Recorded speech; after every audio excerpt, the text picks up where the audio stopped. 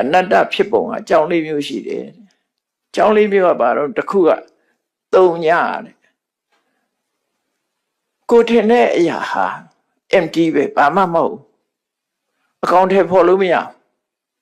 ကိုထင်တဲ့ဟာလိုက်ရှာလိုက်ရင်ပြောင်းနေရှာလို့မတွေ့ဘူးလူရှာတယ်လူမတွေ့ဘူးဘာတွေတွေ့တော့ခေါင်းတွေ့တယ်လက်တွေ့တယ်ခြေတော့တွေ့တယ်ဓာတ်တွေတော့တွေ့တယ်ဓာတ်တွေကသူ့နာမည်နဲ့သူပဲအဲ့ဒါကိုပြောတာသုံးညဆိုတာကိုထင်တဲ့ဟာကိုပြောထားတဲ့စကားဟာရှာလို့မရတော့အဲ့ဒီသုံးညရှုတော်ကကြည့်ပြီးတော့လည်းပဲအနတ္တလို့ပြောတာတဲ့အတ္တဆိုတာဘယ်မှရှာလို့မရဘူးနောက်တစ်ခုကဘာတော့ဆိုအတ္တမိကပိုင်ရှင်မရှိဘူးကိုကတော့ကိုပိုင်တယ်လို့ထင်နေတာမပိုင်ဘူးလေ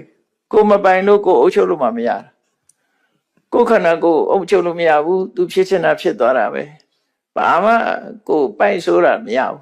ဒါပေမဲ့လူတွေကတော့ကိုပိုင်တယ်လို့ထင်နေကြတယ်သူသဘာဝအစဉ်ပြေနေသေးအစဉ်ပြေနေတာပဲနော်ကိုပိုင်တာတခုမှမရှိဘူးအဲ့တော့အတ္တမိကပိုင်ရှင်မဲ့နေတယ်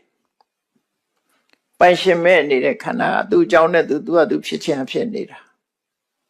အဲ့ဒါကြောင့်မို့လို့အနတ္တတဲ့နောက်တစ်ခုကတော့ဘာလို့ဆိုအနိစ္စရာတဲ့ကိုမအုပ်ချုပ်နိုင်ဘူးအစိုးရမဟုတ်ဘူးကိုအစိုးမရဘူးသူဟုတ်တယ်သူဖြစ်ချင်တာဖြစ်တာပဲလေရုပ်ခန္ဓာကိုအစိုးရတယ်ဆိုရင်မင်းဒီရွယ်လေးပဲနေမကြည့်နဲ့နော်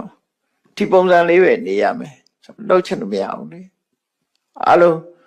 ကိုအုပ်ချုပ်ထားနိုင်တဲ့မရှိဘူးဒါကြောင့်မလို့အစိုးရတဲ့ဟာမရှိသည့်အတွက်ကြောင့်အနတ္တနောက်တစ်ခုကျတော့အတ္တပဋိခိပါတယ်အတ္တဆိုတာရဲ့ဆန့်ကျင်မဲ့အတ္တကိုပယ်ဖြစ်တတ်လို့အနတ္တလို့ခေါ်တယ်အဲ့တော့အနိစ္စဒုက္ခအနတ္တဆိုတာခွင်းဆက်တွေပဲ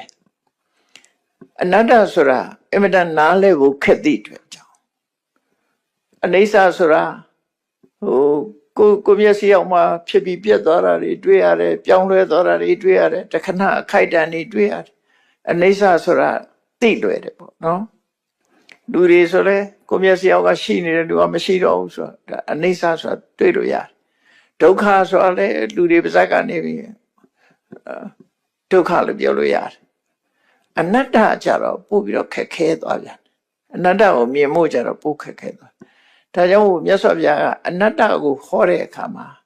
အနိစ္စရှုတော်ကလည်းဟောတယ်ဒုက္ခရှုတော်ကလည်းဟောတယ်သို့မဟုတ်အနိစ္စဒုက္ခနှစ်ခုလုံးရဲ့ရှုတော်